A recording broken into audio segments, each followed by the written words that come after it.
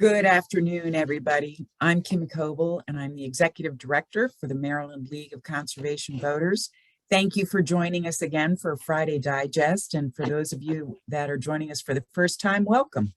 I am honored to be joined today by two people that I have deep respect for and a deep admiration as well.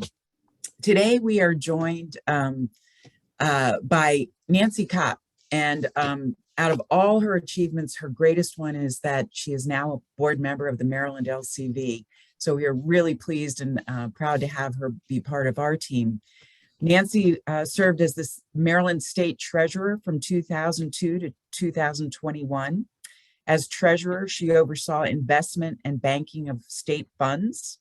She oversaw the state general fund debt and the state insurance. And she was also a member of the Board of Public Works, which we're going to talk about more in depth today.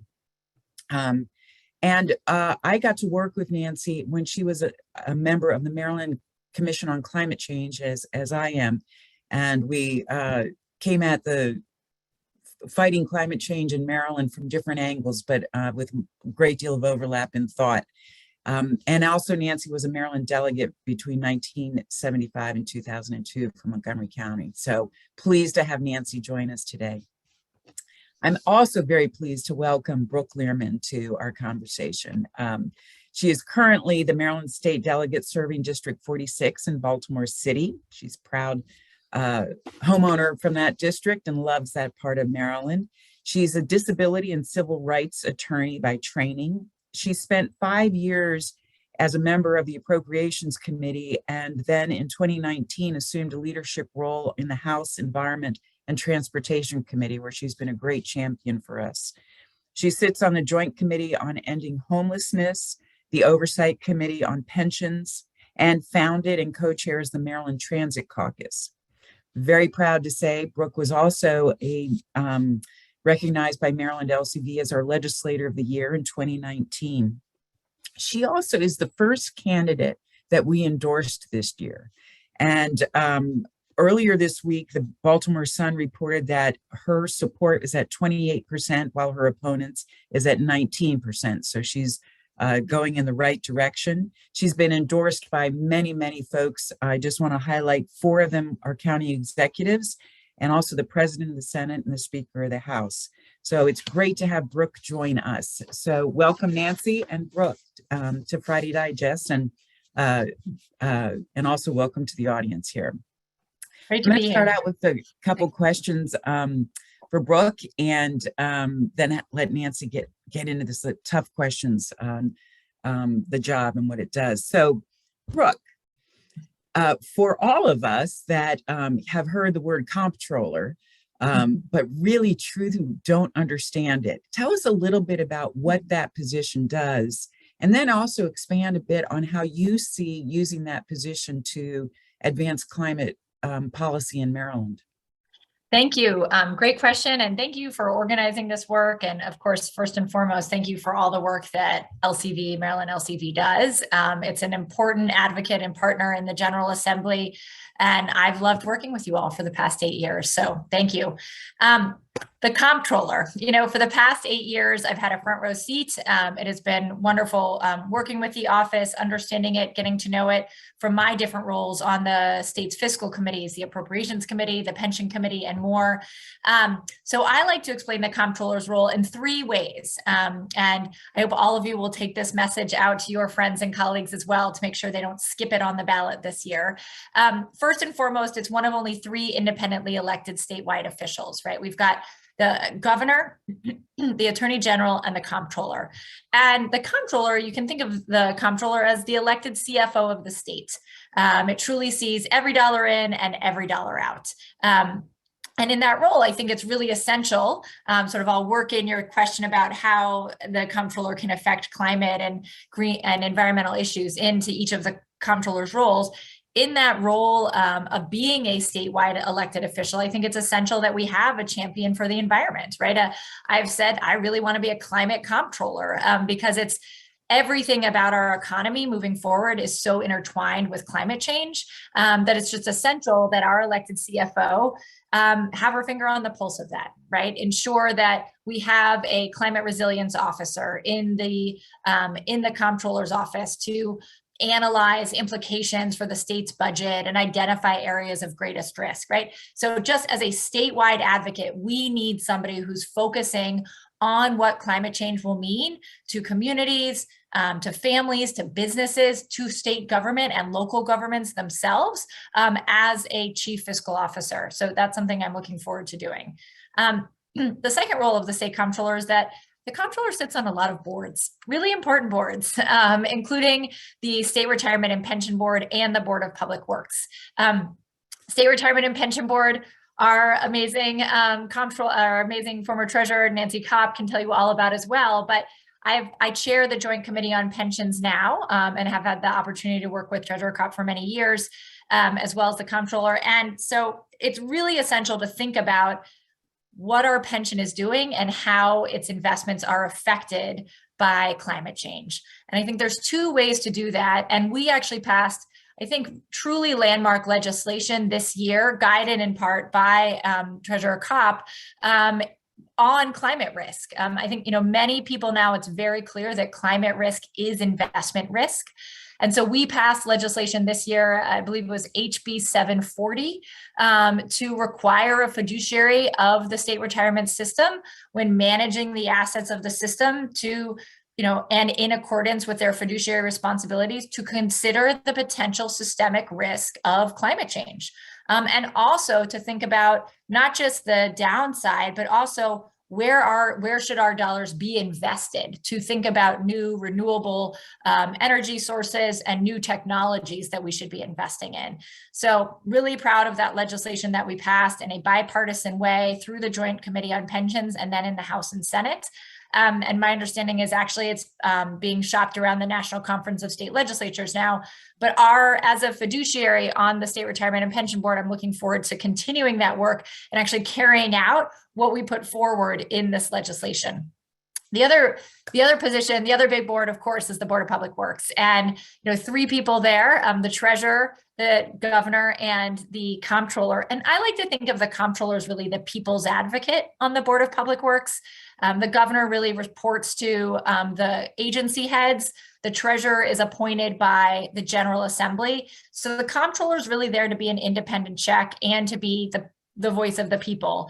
And so I'm looking forward to, whether it's wetlands permits or reviewing highway expansion or not expanding transit, building, thinking through how our buildings are being, how we're spending money to build sustainably. Looking forward to that role on the Board of Public Works. And then finally, running to be your next tax collector. So the third role of the comptroller's office, of course, is in tax administration.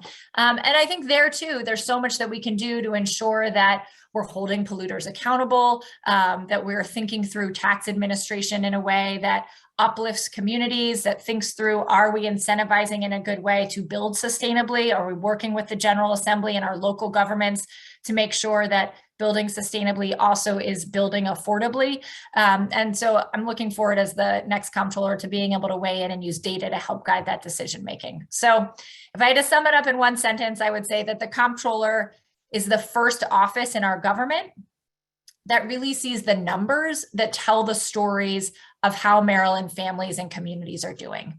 And so I'm looking forward to having the opportunity to be an advocate and to make sure that those numbers look good for all of us. Thanks. Thank you, Brooke. Actually, very helpful. And I'm sure that you're going to be the most popular tax collector we've ever had. Sometimes tax refunder, you never know. Right. That's right. Right. And of course, all needed. Let me drill down a little bit more. I remember when we were considering you for endorsement and we talked and with you and interviewed you, and you mentioned the chief resilience officer that you'd like to build into the comptroller's office. I want you to expand a little bit on that and talk about some of your priorities that you see the office doing. Sure, great question. So, one of the things that I mention a lot when I'm talking about the Board of Public Works is all of the federal money that's going to come in through the Infrastructure Act that the federal government passed just last year. And so, or earlier this year, can't remember, it's all blending together. So it's really essential that we spend that money in a way that improves outcomes over the long term. And one aspect of that is ensuring that we are thinking through the resilience of those dollars.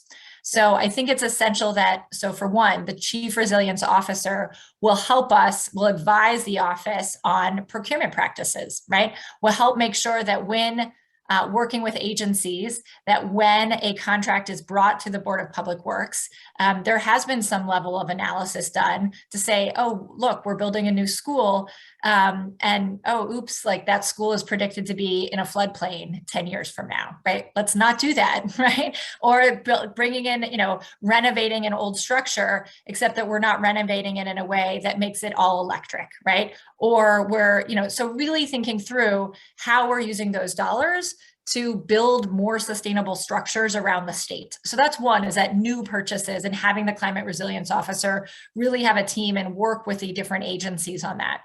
I'd say number two is thinking through our existing structures. You could call it a climate change audit or a climate audit, or we have buildings that are state owned, that are county owned, that are municipal owned all over the state that are going to be adversely affected by climate change over the coming decades. And we do not even know the extent of that right now. And with that effect comes liabilities, right? Are we going to have to move a police station that is all of a sudden in an area that floods regularly? Or are we going to have to move, what are we going to do with at a state park if there's a facility that's really close to a beach and is going to be much closer to the water or underwater soon? We need to start getting a better handle over all of the structures that are owned that are publicly owned, so that we can start costing out how much it's going to affect our state finances to deal with those over the years. And the climate resilience officer should really be leading that effort in partnership with local governments, in partnership with the emergency management offices in local governments and at the state level. I know there's a new chief resilience officer that's going to come in. So the comptroller's office has to be a part of that piece, because the comptroller's office understands has the fiscal data and the financial data to really be able to understand some of this, and has just, I think, a seat that's centrally located to be able to work through all of this. And then I think the the climate resilience officer can also work on, environmental justice concerns, think about risk reduction measures, maybe work with the comptroller as part of the State Retirement and Pension Board, thinking through investments, interacting with state agencies, and also just being a resource to local governments to help figure out how to mitigate the impacts of climate change, and thinking through, keeping an eye on the type of state opportunities for financing or investment that perhaps other states are doing, so that we can make sure we're staying sort of at the top of our game and keeping up with what possibilities there should be to help our local governments cope as well. So a lot to do, but I think it's really essential that we stay ahead of this, both from using new money and thinking through future uses of existing resources. Your proactive thinking is really laudable. I just really find that inspiring. So I'm going to turn it over to Nancy for the grill session, who's going to ask you some tough questions. But let me also, if anybody in the audience would like to put a question in the chat, we'll try to get to it. So please feel free to do so. Nancy? Thank you. Well, Brooke, what you're saying is music to my ears, and it's about time we had an energetic focus on climate change from the fiscal office, I believe. You mentioned the pension system, and I know you and Senator Elfreth, who LCV also endorsed, sponsored a bill which, as you pointed out, is now being looked at as a national model. Could you go into the bill a little more and how you think it will work in tandem with all the other things you mentioned? Sure. Yeah. So this is a bill where we really took, I would say, it's building on the work that Treasurer Kopp and others, Delegate Mark Corman and others did a few years ago to start reporting on our investments vis-a-vis climate change challenges. And could I just interrupt to say that we're talking about $70 billion in retirement savings for our teachers and state employees. Right. Yes, exactly. And you know, and one of the things that we've seen since that first bill was passed several years ago is, I mean, I don't know if I'd say it's a rush, but it's been a very quickened pace by private investors, BlackRock and others, to say, oh, wow, like we really need to start upping our game because climate change is real, it's happening, and it is already affecting our investments. This is not some future concern. It is affecting our investments right now. And so we believed that it was time for the Joint Committee to step up and work with the pension system to be a little bit more proactive. So we held a number of hearings last fall that Treasurer Kopp and others participated in. We brought in some outside experts to talk through, the idea of what divestment is, what the risks are to divestment versus not, thinking through, climate change policies more broadly. And the approach that we settled on, working with our analysts and working with the pension system and working with outside experts, was really that we needed to put into statute that climate risk is investment risk, and that needed to be part of any board member's fiduciary duty in an explicit way. That provides, we think, the flexibility for board members to continue being true fiduciaries, while also ensuring that we're not making reckless investments and thinking more forward looking. So the bill calls for an assessment where there is an assessment that's already done because of previous bills, and to use that assessment in a way that will, look at the total investment portfolio of all of the different pension systems to determine the level of climate risk across industry sectors and asset classes, and then prioritize high impact sectors responsible for greenhouse gas emissions. The bill also says that climate risk assessment must identify investment opportunities. So investments in emerging technologies, in renewable energy, transitioning, reducing, and eliminating carbon emitting technology. And then also just establishing a process, that the board needs a process for regular reassessment of the systemic risks of the impact of climate change on the assets of the pension system. So this isn't sort of a one and done, we're going to do an assessment and then we're going to base everything off of that for the next 20 years, but that we're constantly going to be reassessing, understanding best data and best practices available in current science, available in investment strategies, and moving forward with that. It also gives the board the flexibility to set up sort of an independent advisory board that they could work with to bring in outside experts to advise them on some of these matters, so that they, we have a CIO, a chief investment officer. So certainly we will always have a CIO and we'll always have our investment teams, but to the extent that it's helpful to have other viewpoints to bring in, that the board can set up sort of a subcommittee or an advisory council to have people that they're listening to and hearing from as well. So, I think those are sort of the key policies, and I think it provides good flexibility. But again, we can pass legislation in the state government, in the General Assembly, but at the end of the day, it's the executive branch and these boards that have to actually carry it out.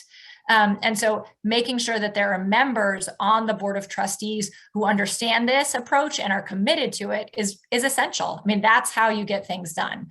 So that's why could I point out that at least since the 1960s, the Comptroller or Treasurer, the two constitutional officers, have led this board, have been chair and vice chair of this board, which is one reason that I think, Kim, it's so important that we get Brooke on that board of trustees. And I thank you. Thank you. Let me put in a plug, because it was so unusual when Senator Elfreth and Delegate Lierman put that bill together. It had the support across the spectrum, including the investment officials who recognized that for the long term, they have to look at these issues. So my hat's off to you. Thanks. Yeah. I mean, I think it was a years-long process to get everybody there, but it made it a better product in the end, and it made it more workable, so that it will actually be faithfully implemented, I believe. So thank you for all your work and leadership on this issue. Thank you for your leadership. If I could jump to one question that Kim put in that really concerns me a lot, and that is that we don't expect a great turnout in July. People are going to start voting very soon, mail-in, and July 19th is a very unusual date to have a very important major primary election. What are you doing to get the vote out and to get people focused on the issues that you're raising? Great question. So people are voting today, which is pretty crazy. I had somebody just text me a picture of their mail-in ballot, checking off my name, which was both exciting and terrifying. Mail-in ballots went out yesterday. And so people are already starting, which is pretty incredible. And there's, record levels of people requesting mail-in ballots. We've had, I think, almost 300,000 people request mail-in ballots. So we expect a huge percentage of the voting population to have voted before early voting even starts or before election day through mail-in voting. So I think the first thing is that we've been focused on making sure that people who have affirmatively requested their mail-in ballots know about the comptroller's race, because it is, it's not the one in the headlines. We have a very full governor's race and also an attorney general's race. And also, there's local races from county council to delegate to state senator. So there's a lot on the ballot this year. And comptroller's not one that people are used to focusing on, because we have comptrollers for a long time. And of course, Peter Franchot was comptroller since 2006. So it's been quite a while. So we are trying to focus on, organically spreading the word and making sure that our supporters know that they need to share through social media, who they're supporting, share our posts, share their reasons. We're also looking at, digital content and getting that out. And of course, we're raising money to be on TV and on radio, because at the end of the day, when you don't know who's going to vote, you need to be up on TV and on radio so you can reach the greatest number of people. And so that's really how we're trying to remind people that it's time to vote. But you're right. I mean, so many even super voters don't know when election day is or when early voting is. It's sort of, and the fact that it's going to be right after the 4th of July, when some people will be away on vacation, early voting starts July 7th. It throws people off, right? And so it is, we are continuing to get the word out, but we're also relying on many of our partners, like League of Conservation Voters and others, to make sure that their members know how to vote. There are many different ways: mail-in ballot, early voting, election day, and who they're supporting, because that's, at the end of the day, going to just be essential to getting the word out and to reaching people. Let me just say that I hope, Kim, that we can get everybody in our organization at least out reminding people, because I live in a neighborhood where there are people who are very interested in public affairs, and yet they didn't know that the primary was upon them. So I hope this will be a focus. Let me just sneak in one more question, if I have the Sure. time, and that's the Board of Public Works, on which you will be 1/3 of the members. And you did mention about how you thought the resilience officer would help you screen issues. Could you go a little more deeply in how you would like to see the next 4 years, the Board of Public Works taking a stronger role, and what it would be? Sure. The Board of Public Works is a pretty amazing body, and it is amazing because it has so many different roles. Of course, they sit there, they, adjudicate, if you can call it that, decision make on, on whether we should approve contracts or not. But the Board of Public Works is also a policy-making body in that it's responsible for all regulations regarding procurement.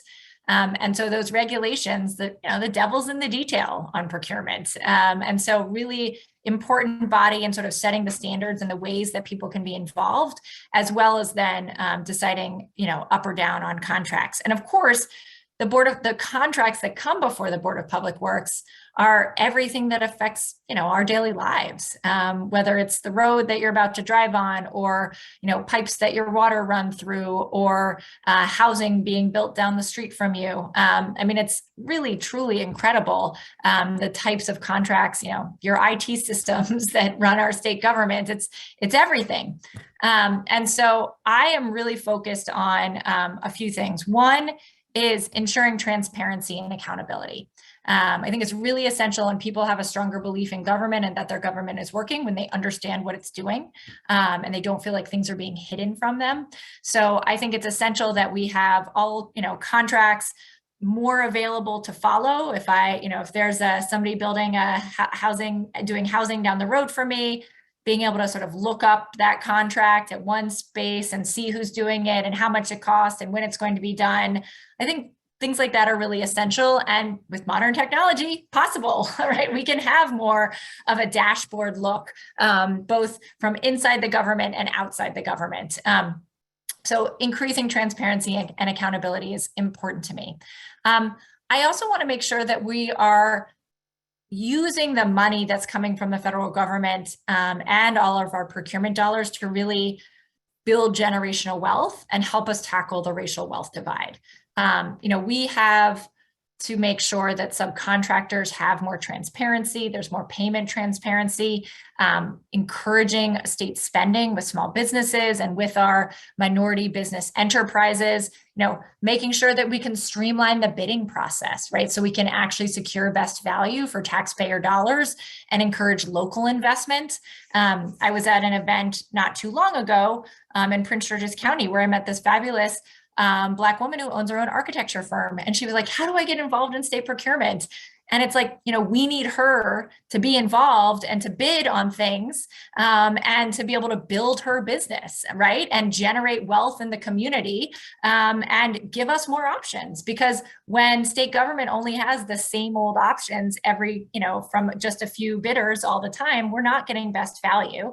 And we want to be able to keep our dollars local. Sometimes that means unbundling huge contracts. If it's an Eastern Shore project and a Western Shore project, maybe we split it in half. So folks on the Eastern Shore, a business over there can benefit. I think those are different types of things like that. And I do think we should be looking at, establishing some type of revolving loan fund to provide access to capital for vendors who've secured contracts and are preparing for engagements with the state so that they can contract and prevent them from having to over leverage to initiate those contract engagements. Sometimes they just don't have the cash flow available to wait for the long procurement process.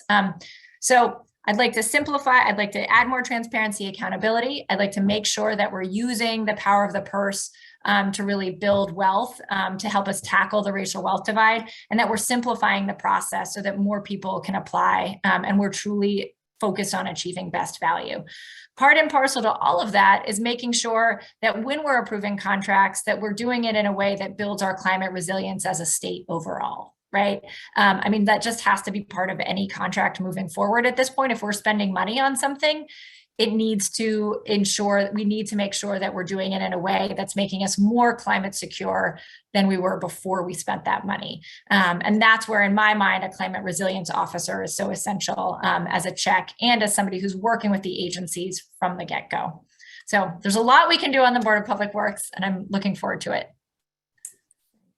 Brooke and Nancy, thank you. We're getting a number of questions on. I don't know, do you guys have 5 more minutes? Sure. Does that work? Okay.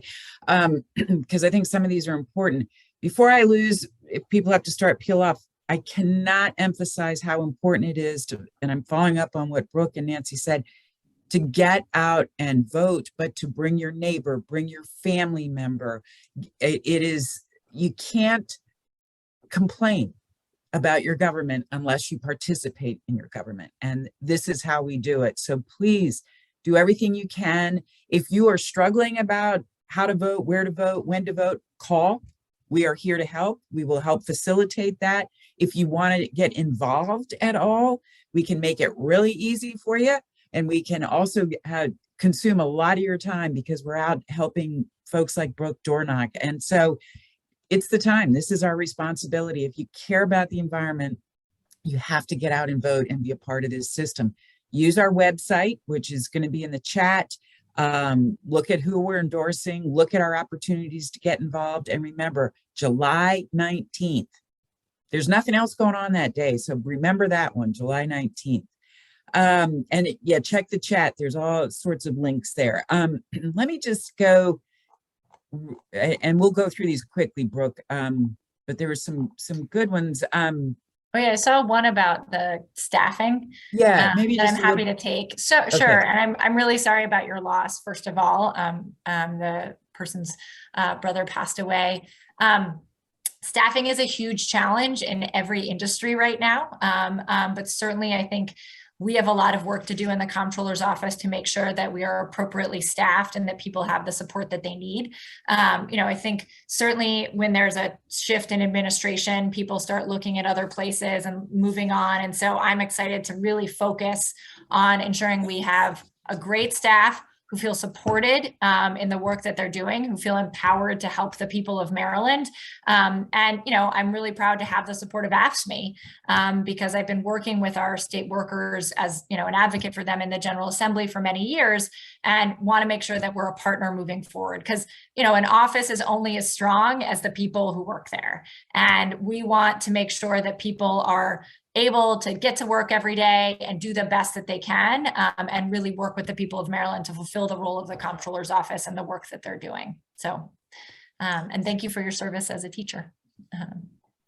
There was an earlier question too about the opponents to climate change, or maybe the non-believers, the people that don't think it's an urgent problem. And much of their concern is rooted in it's too expensive. It costs a lot to resolve these kind of questions. Brooke, how do you respond to that? Sure. I mean, I think the data just don't bear that out at this point. We've come sufficiently far in the investment that we've made and in understanding how new technologies work and in implementing those new technologies that cost is no longer, I think cost is at this point a red herring. And it's simple to show that just by getting bids on projects. I will say, there's a fantastic project just last year that Howard County engaged on where they'll be getting, if it's not all, it's the vast majority of the energy to power Howard County government from solar over the next 20 years. And they worked with an organization to install solar panels around the county. And that solar energy is guaranteed to be at or below the cost of standard office service, offer service over the next 25 years. So, the cost differential is zero, right? And it's in the contract. It is what it is. And so I think at this point, when you look at how you're building net zero schools, we have sufficient data to show that it's not any more expensive than it is to build traditional schools. I'll say I'm very proud to have 2 net zero schools in my district, which are brand new and are really phenomenal and beautiful schools and great for the students to learn about how their schools are powered as well. So I think right now, it's just, it's the comptroller's job to look out for items like that to make sure we are spending wisely. But at this point, I think the vast majority of the times there's no, the cost differential is negligible, or there isn't one, or it's a better deal in the long term to do things through a climate resilience lens. Great. Well, we could go on and perhaps we'll have you back again, but thank you to all that joined us today for a really important conversation. The Maryland League of Conservation Voters takes our endorsement responsibilities very, very seriously. So we do the homework, a lot of it, to make sure the endorsements that we make are going to advance the climate agenda in Maryland. And as I said, we are deeply proud to have Brooke Lierman as our first endorsed candidate of the year, and look forward to all of you guys and gals being out there on July 19th and voting and bringing friends and family with you. So Nancy, thank you for taking the time today to join us. Brooke, thank you for being part of the group and educating our members, and to all the folks that joined us, really appreciate it. Have a great weekend, everybody. Thank you. You.